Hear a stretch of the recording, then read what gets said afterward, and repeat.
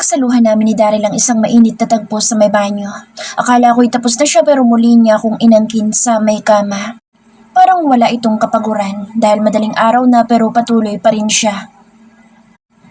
Hindi tayo titigil hanggat walang baby dito. Sabi niya sabay hawak sa tiyan ko. Hindi ko na siya nagawang sagutin dahil nadadarang na ako sa sarap ng ginagawa niya. Hindi na ako magkamayaw sa kakasigaw. Pasalamat ako dahil soundproof ang kwarto niya dahil kung hindi wala akong mukha na maihaharap sa mga tao dito sa mansyon. At ilang sandali lang ay narating nga namin ang sukdula ng sarap. Bumagsak ito sa ibabaw ko. Siniil niya ako ng maalab na halik. Munting ungol ang lumabas sa bibig ko dahil nagsisimula na naman siyang maging mapusok. Natigil lang ito nang itulak ko siya at mabilis akong tumakbo sa banyo dahil naramdaman ko na naman ang pangangasim ng sikmura ko. Ouch, babe! Rinig kong sigaw niya dahil nahulog ito sa kama. Hindi ko na nagawang humingi ng pasensya sa ginawa ko dahil lalabas na talaga. Halos maiyak ako sa dami ng inilabas ko. Ramdam ko na nasa likuran ko si Daryl. Are you okay, babe? Nag-aalalang tanong niya sa akin. Ew, nakakadiri, babe. Umiiyak na sabi ko sa kanya. Okay lang yan, babe. Sabi niya sa akin habang hinahagod ang likod ko. Pumunta na tayo ngayon sa ospital. Hindi ko na mahihintay ang bukas. Sabi nito bago ako buhating palabas sa banyo. Siya na rin ang kumuha ng damit ko at nagbihis na sa akin. Daryl ko, no more buts, babe. Saway niya sa akin. Tumahimik na lang ako dahil masama talagang pakiramdam ko.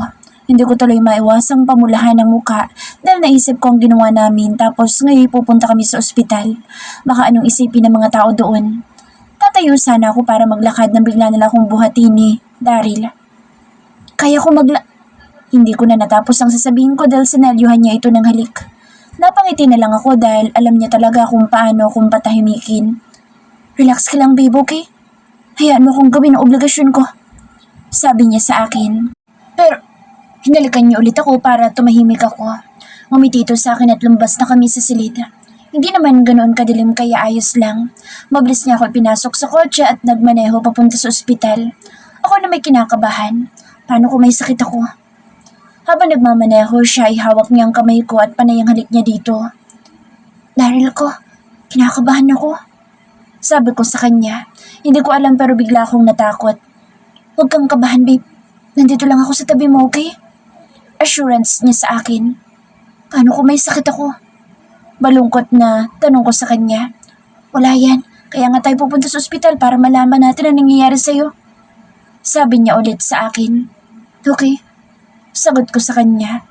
Nang makarating kami sa ospital ay balak na naman sana niya akong buhatin pero pinigilan ko siya. Babe, kaya ko. Nakakahiya, maraming tao. Pabulong na sabi ko sa kanya. Wala akong... Sinamaan ko siya ng tingin.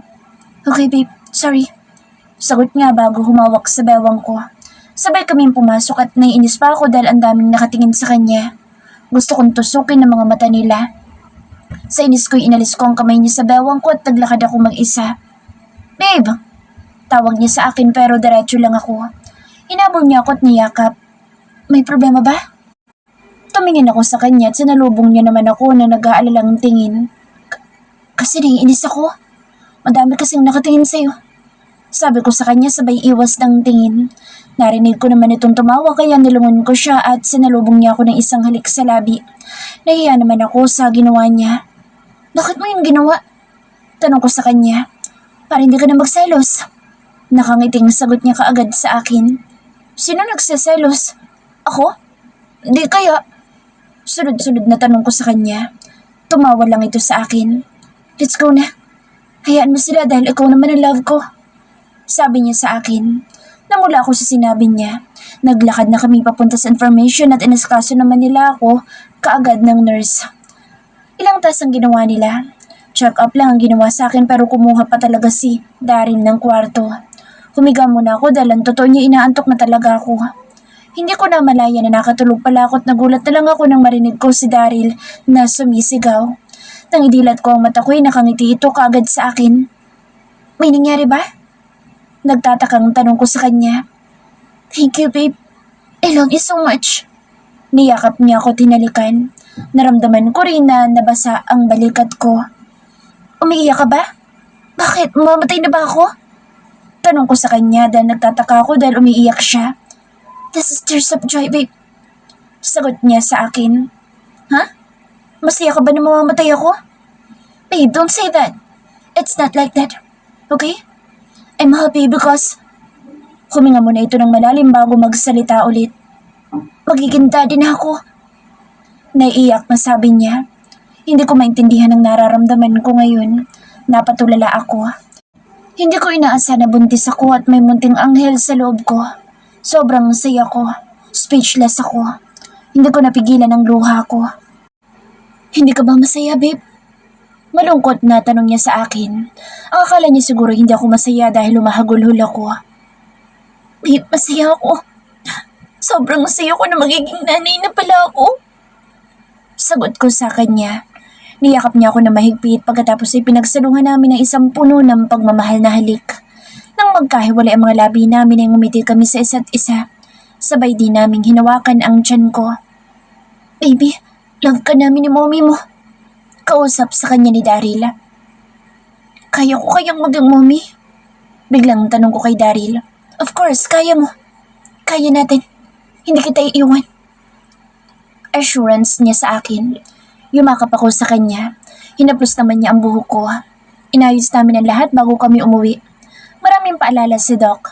Hindi mabura-bura sa labi ng Daryl ko ang ngiti. Sa tingin ko hindi kami makakapasok buong araw dahil 6 in the morning na kaming nakauwi sa mansyon nila. Pagdating namin ay natulog kaagad kami ng magkayakap at may ngiti sa labi. Daryl's POV. Sobrang saya ko na malaman na buntis na siya. Kaya pala paiba-iba ang mood niya at lagi siyang inaantok dahil buntis na pala siya. Mahimbing itong natutulog ngayon. Konti lang ang tulog ko pero kailangan kong bumangon dahil papasok pa ako sa university. Hinalakan ko siya bago ko pumasok sa banyo para maligo. Paglabas ko ay nagising ito. Good morning, babe. And baby. Binati ko sila. Good morning, Daryl ko. Saan ka pupunta? Inaantok na tanong niya sa akin. Sa university, babe. Sagot ko sa kanya. Papasok din ako. Sad dito sa akin at bumangon na. Baby, you stay here. Uuwi din ako kaagad. You need to rest. Kayo ni baby. Sabi ko sa kanya. Sa bahay nilang ako. Huwag mo kong iwan dito, please. Anya sa akin kaya pumayag na ako na doon siya sa bahay magpahinga. Okay, idadaan kita sa bahay. Uuwi din ako kaagad. Sabi ko sa kanya. Napag-usapan namin na hindi muna sabihin sa iba na buntis siya. Hinatid ko muna siya sa bahay pagkatapos ay dumiretso ako sa university. Katatapos lang ng klase ko at nandito ako ngayon sa office ko. Gusto kong umidlip muna. Nagising ako dahil may naramdaman akong tao sa kandungan ko. What the hell are you doing?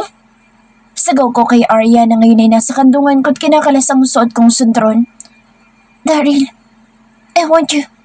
Sabi nito sa akin. Tinula ko siya dahilan para mahulog siya. Naririnig mo bang sinasabi mo, Aryan? What the hell are you thinking? Galit na tanong ko sa kanya. Why, Daryl?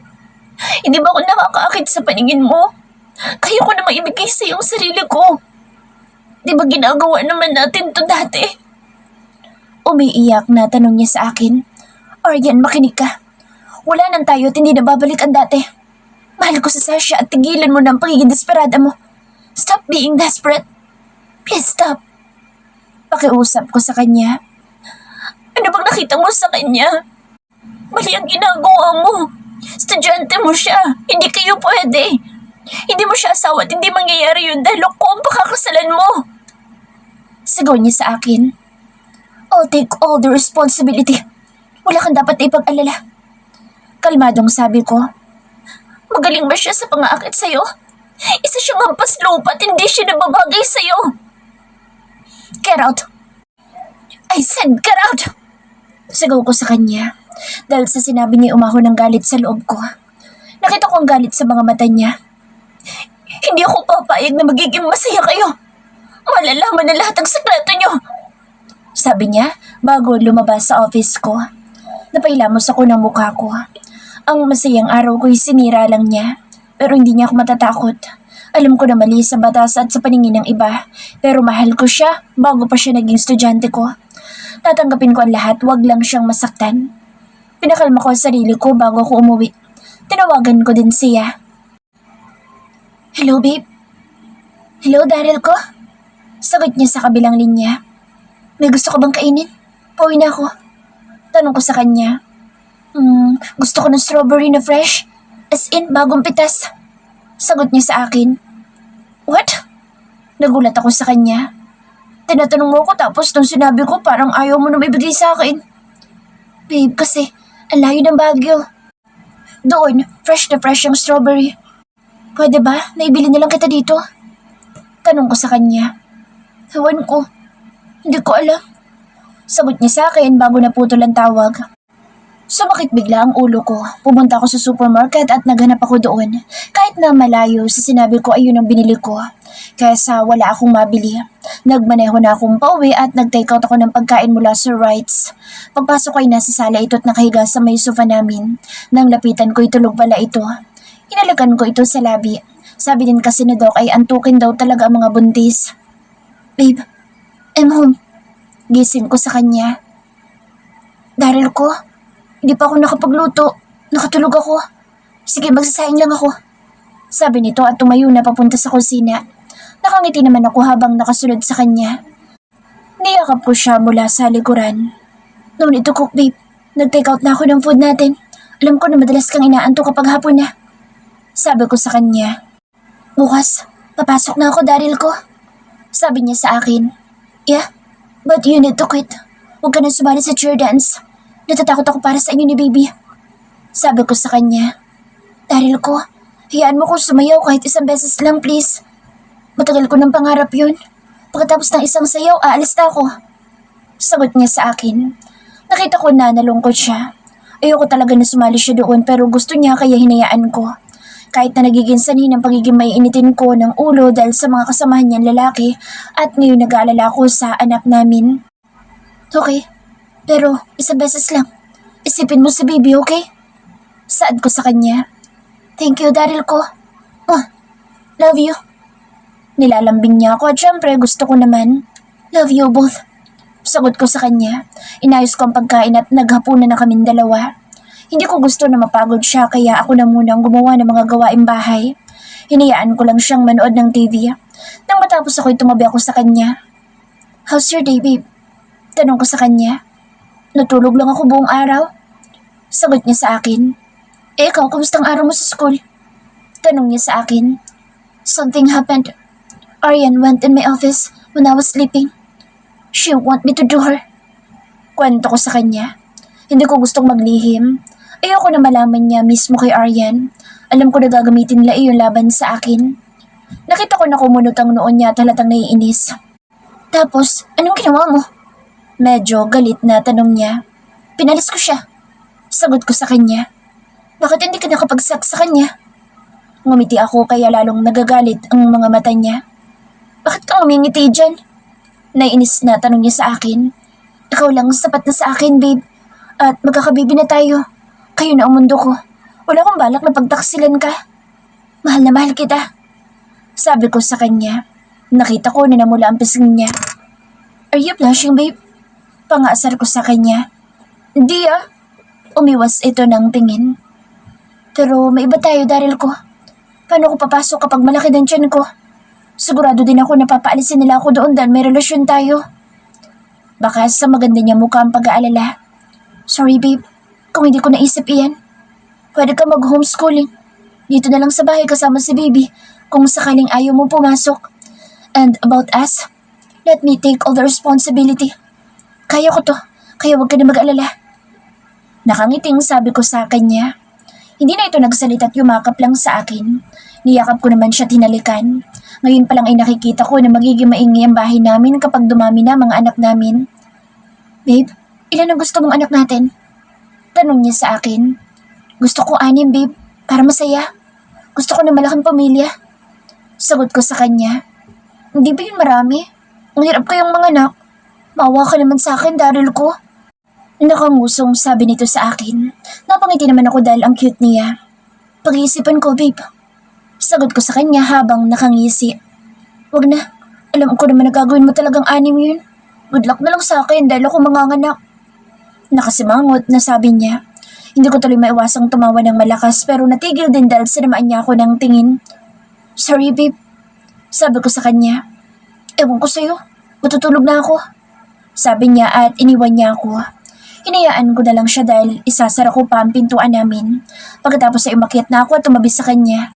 Dahil bukas maaga pa ako magigising para ipaghanda ng almusal ang mag-ina ko. Sasha's POV. Nagising ako sa amoy ng masarap na sinangag. Masarap ang tulog ko kagabi sa tabi ng daril ko. May pasok ako ngayon sa university. Breakfast in bed, babe. Sabi niya sa akin at hinalikan ako sa labi ko. Good morning, daril ko. Thank you. Saad ko sa kanya. Good morning, babe. Kain na tayo dahil may pasok ka pa. Mami, sabay tayong kumain ng lunch. Sabi niya sa akin. Babe, wag na. Kasama ko naman mga friends ko. Namimiss ko na sila at hindi tayo pwede magsama doon. Paliwanag ko sa kanya. Okay babe, I understand. Sagot niya bago kami kumain. Kung pwede lang ay gusto ko din siyang makasama pero dahil bawal, dapat makontento na lang kami sa pasulyap-sulyap lang. Nag-ayos na kami para sabay nang pumasok. Bumaba ako sa dati kong binababaan. Pero bago ako bumaba ay hinalikan niya muna ako, ganun din ang tiyan ko. Ingat kayo ni baby. Kapag may problema, tumawag ka kaagad. Sabi niya sa akin. Opo babe. Sagot ko sa kanya. Okay babe, love you both. Anya bago ako bumaba sa sasakyan. Tahimik akong pumasok sa campus. Ganon din sa mga klase ko. Ayoko makapag-usap sa mga kaklase ko dahil hanggang ngayon ay laman pa rin kami ng balita ni Stephen. Inaantok din kasi ako kaya wala ako sa mood na makipagdaldalan. Sumapit ang lunchtime at nagkita-kita kami ng mga friends ko. Franny, kumusta ka na? Okay ka lang ba? Tanong sa akin ni G. Thank you, Franny. Okay na ako ngayon. Sagot ko sa kanya. Mabuti naman, Franny. Sagot naman ni Rosalie. Tayo na mga Franny, hanap na tayo ng table. Sabi sa amin ni Llewellyn. Sumunod naman kami 5 sa kanya. Franny, kami na lang ni Naya ang bibili ng pagkain natin. Sabi naman ni Lovely. Okay, sige. Sagot namin sa kanila. Hinahanap ka kahapon sa practice ni Miss Ella, Franny. Pagbibigay alam sa akin ni Rosalie. Oo, kasi namimili na ng mga ihahagis. Tumatawang sabi ni G. Oo, nandun din kahapon sa Miss Jubilin. Silang dalawa kasi ni Miss Ella ang pipili yata. Ang alam namin kasama ka sa mga gusto nila. Dagdag pa ni Llewellyn. Bigla naman ako nag-alala. Hindi ako pwede dahil may baby sa tiyan ko at alam ko natutol si Daryl kapag nalaman niya. Ganun ba? Hindi ko alam kung kaya ko ba yun. Sagot ko sa kanila. Di ba pangarap mo yun? Sayang din ang chance, Franny. Sabi naman ni Rosalie. Oo, tama siya na pangarap ko yun pero paano ko ba sasabihin sa kanila na may nabubuo ng bata sa tiyan ko? Hindi pa naman natin alam kung kasali nga ako, mga friend. Sabi ko na lang sa kanila. Napatingin sila sa akin pero mabuti tumating na si Naya at Lovely kaya nabaling doon ang atensyon nila. Habang kumakain ay inabot sa akin ni ate na tagalinis ang isang gatas na nasa box. Ngumiti ito kaya alam ko na galing ito kay Daryl. Para sa'yo ganda, may nagpapabigay. Sabi niya. Thank you po. Pero saan po galing ito? Kunwari tanong ko para hindi magtaka mga kaibigan ko. Hindi ko kilala pero inabot lang daw. Para sa'yo. Sige na, alis na ako ganda. Sabi nito sa akin. Salamat po. Sabi ko dito. Umalis na ito at nakatingin sa akin mga kaibigan ko. Tig-isa tayo. Sabi ko sa kanila. Sino kayo nagbigay sa'yo ng gatas? Dapat kasi soft drinks na lang. Sabi ni Naya. Natawa naman kami sa kanya. Mukhang may bago kang manliligaw, Franny. Paninukso nila sa akin. Hindi siya pwedeng ligawan dahil may Stephen na siya. Sabi naman ni Rosalie. Na-stress akong bigla sa kanila. Mga Franny, hindi ko siya boyfriend at hindi ko alam kung sino nagkalat noon. Hindi pa kami nag-uusap tungkol dyan. Di nga siya naligaw sa akin. Kwento ko sa kanila. Halatang nagulat sila sa mga sinabi ko. Mga Franny, totoo, wala kaming relasyon. Sabi ko pa ulit sa kanila. Wala pa, pero papayag ka ba naligawan kita? Rinig kong tanong ni Stephen mula sa likuran ko. Kahit ako'y nagulat dahil hindi ko inaasahan na dito siya sa cafeteria magtatanong at sa harapan ng maraming tao. Sikat siya dito kaya hindi ko alam ang sasabihin ko sa kanya. Hindi ko siya nilingon at nakita ko si Daryl na masama ang tingin sa taong nasa likuran ko. Stephen, please. Wag dito.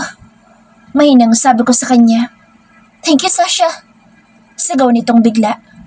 Nakita kong kumunot ang noo ng mga kaibigan ko kay Stephen dahil narinig nila ang sinabi ko. Nagulat pa ako nang yakapin niya ako. Ano bang ginagawa mo? Tanong ko sa kanya. Please, Sasha, huwag mo naman ako ipahiya sa lahat. Bulong niya sa akin. Bitawan mo ako, please. Sabi ko sa kanya. Nang tumingin ako sa pwesto ni Daryl ay wala na siya doon. Mabuti at nagets ng mga kaibigan ko na hindi ako komportable kaya tumayo na sila. Tayo na, Franny. Malilate na tayo sa next class natin. Sabi sa akin ni Lovely. Sige, mauna na ako sa'yo, Steph. Sabi ko. Umalis ako at hindi ko na siya nilingon. Hindi ako makapaniwala sa ginawa niya, Franny. Sabi ni G habang palabas kami sa cafeteria. Hayaan niyo na, kakausapin ko na lang. Sabi ko sa kanila. Sasha, pinapatawag ka sa office ni Prof. Robles. Sabi sa akin ng isa kong kaklase. Hala, nakita ko sa senyorito kanina. Baka nagalit yun. Sabi ni Naya. Sige, Franny, mauna na ako sa inyo. Paalam ko sa kanila. Mabilis akong pumunta sa office niya. Hindi na ako kumatok at pumasok lang ako kaagad. Napatingin ito sa akin at nakita ko ang galit sa mata niya. Mabilis akong lumapit sa kanya at niyakap ko siya. Sorry, Daryl ko. Sabi ko sa kanya. Naramdaman ko na niyakap din niya ako. Tumingala ako sa kanya at sinalubong niya ang labi ko ng labi niya. I love you. Sabi ko sa kanya. Gusto ko na maging panatag siya na siya lang at wala nang iba. Wala nang iba, kundi siya lang. I love you too, babe. Sagot niya bago ako siniil ng isang maalab na halik. Hayaan mo't kakausapin ko si Stephen para malinaw sa kanya na hindi ko siya gusto. Sabi ko dito. Kinausap ko na siya pero hindi siya nakinig sa akin. Sagot niya. Pwede natin siyang kausapin ulit. Nakangiting sabi ko sa kanya. Ngumiti lang ito at tinalikan ulit ako. Pinigilan ko na siya dahil baka kung saan pa kami mauwi. May pasok pa ako at alam kong malilate na ako. Daryl ko, usap tayo sa bahay mamaya. May class pa kasi ako. Paalam ko sa kanya. Inayos ko muna ang sarili ko bago ako lumabas sa office niya at pumasok sa next class ko. Naging laman ng mga usapan ang nangyari sa cafeteria. Naiilang at naiinis ako sa mga tingin at mga bulungan nila. Diretso lang ang lakad ko. Pumasok ako sa mga afternoon class ko. Nag-text din sa akin si Daryl ko na hihintayin niya ako sa parking lot mamaya. Babe, nasa parking lang ako. Ingat ka sa practice niyo. Alagaan mo si baby. Okay, Daryl ko. Promise, aalagaan ko ang baby natin. I love you both. I love you too. Oh. Pagkatapos ko siyang replyan ay tinago ko na ang phone ko. Pumunta na ako sa practice ko. Habang nasa daan ako hawak ko ang tiyan ko. Nais kong kausapin ang baby ko. Baby, behave ka muna dyan. Isang sayaw lang anak. Kapag natapos ng event, titigil na si mommy. Kausap ko sa tiyan ko. Kahit alam ko na hindi siya sasagot ay gusto ko pa rin siyang kausapin. Nang makarating ako doon ay nilapitan ako ng mga kasamahan ko. Congrats, Franny. Ikaw talagang napili ni Miss Ella at Miss Juvelin. Sabi sa akin ni G. Ha? Nandun ang lahat ng names? Sabi naman ng isa kong kasama. Mabilis akong lumapit doon at tama nga sila. Ako nga ang napili na maging sa center. Kinabahan akong bigla dahil sa practice ang daming stunts na ginagawa. Lumapit ako kay Miss Ella. Bala ko siyang kausapin pero bigla itong umalis dahil pinapatawag pala sila dahil may faculty meeting. Guys, magsisimula na tayo. Sigaw ng leader namin.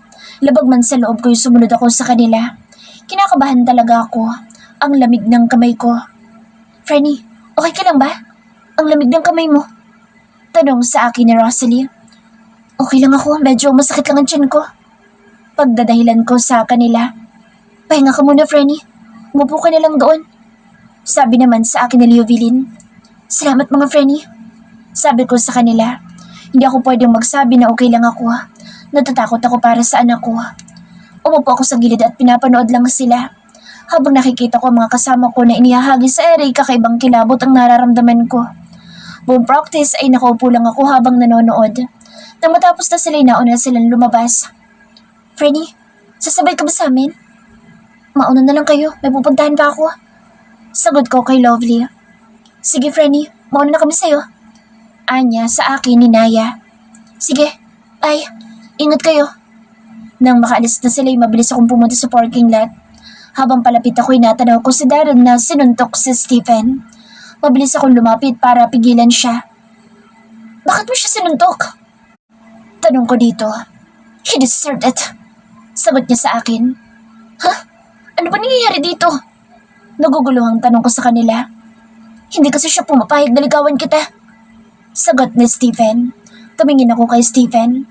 Sorry Stephen, pero ibaling mo na lang sa iba yan. Hindi ako para sa'yo.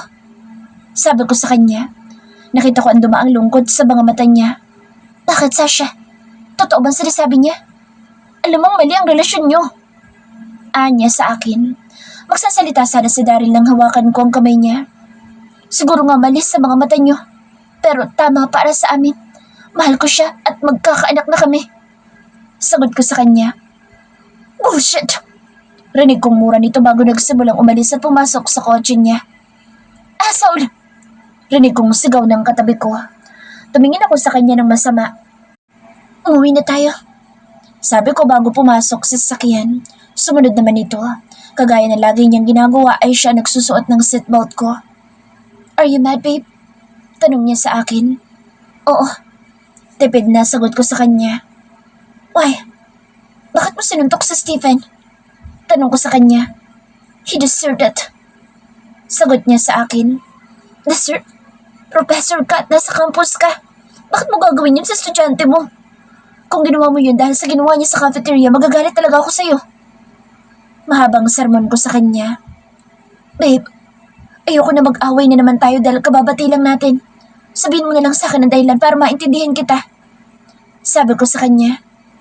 Babe, sorry pero hindi ko pa pwedeng sabihin sa'yo. Kapag nalaman ko na ang totoo, sasabihin ko kaagad sa'yo. Okay, pero hindi ko gusto na nananakit ka. Professor ka pero nanapok ka ng estudyante. Paano na lang kung idemanda ka nila? Sabi ko sa kanya. Nakita ko naman na ngumiti ito. Hindi niyo yun gagawin, babe. Sorry kung ginawa ko yun. Promise, hindi na mauulit. Sabi niya sa akin. Ngumiti na lang ako sa kanya. Kailangan ko din siyang unawain minsan. Alam ko na may dahilan siya. Hawak niya isa kong kamay habang nagmamaneho. Dumaan kami sa ihawan para bumili ng isaw. Sa totoo lang, pinagbabawalan niya ako dahil hindi rin maganda na yun ang kinakain ko pero yun kasi ang gusto ng panlasa ko. Kumakain naman ako ng mga healthy food kaya okay lang. Siguro hindi naman ito magtatagal at iba na naman ang gusto kong paglinhan. Habang nakahiga ako ay siya na may ginagawang trabaho. Inaantok na ako kaya hindi ko na siya nahintay pa. Naramdaman ko na lang na kinumutan niya ako. Siguro ay marami itong ginagawa kaya hindi pa tumatabi sa akin. Late na naman akong nagising. Tuwing umaga kasi nahihilo ako at nasusuka. Normal lang daw iyon pero malaking abala sa pag-aaral ko. Magdadalawang linggo na akong hindi nakakasabay sa practice namin.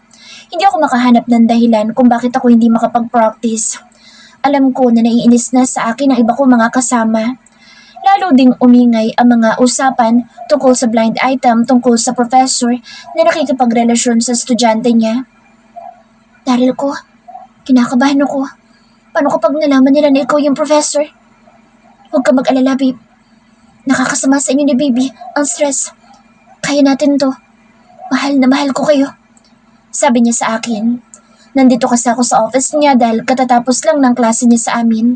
Kunwari may inuutos siya, kaya ako nandito. I love you din po, Daryl ko. Yakap ko sa kanya.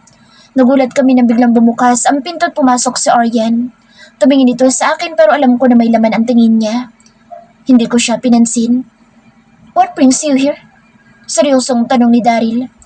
Nandito ako para ibigay sa yung details ng event sa Friday. Ay, see you partner. Nakangising sabi niya. Nakita ko ang paggalaw ng panga ni Daryl. Alam ko na hindi siya sang-ayon na maging host sa event lalo na't kasama niya si Aryan. Sa Friday na pala kami magpa-perform. Kinakabahan tuloy ako lalo na't hindi ko pa nasasabi sa kanya. Don't mind her, babe. Sabi niya sa akin. Ngumiti ako at nagpaalam na sa kanya na lalabas na ako. Ngayong araw ako magpa-perform. Kinakabahan man ako pero wala akong magawa. Natatakot akong malaman ng iba na buntis ako. Hanggang ngayon ay hindi ko pa rin sinasabi kay Daryl na ako ang ihahagis mamaya. Alam ko na hindi siya papayag pero wala akong magagawa. Kailangan ko magtiwala sa mga ka-team ko. Babe, huwag ka magsiselos kay Aryan ha. I love you. Sabi nito sa akin. Nandito kasi kami ngayon sa bahay. Paalis pa lang kami. Opo, Daryl ko. Baka nga ikaw magselos. Mamaya kapag nakita mo partner ko doon. Pangaasar ko sa kanya. Nakita ko na biglang dumilim na naman ang anyo niya. Kaya lalo ako natawa sa kanya. Si, ikaw tong seloso. Natatawang sabi ko sa kanya. Let's go na babe. Pag-iba niya sa usapan namin. Bumiyahe na kami papunta sa university.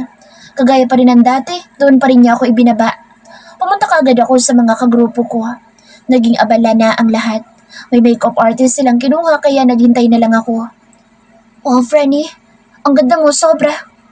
Papuri sa akin ng mga kaibigan ko. Salamat, Franny. Lahat tayo maganda. Sagot ko sa kanila.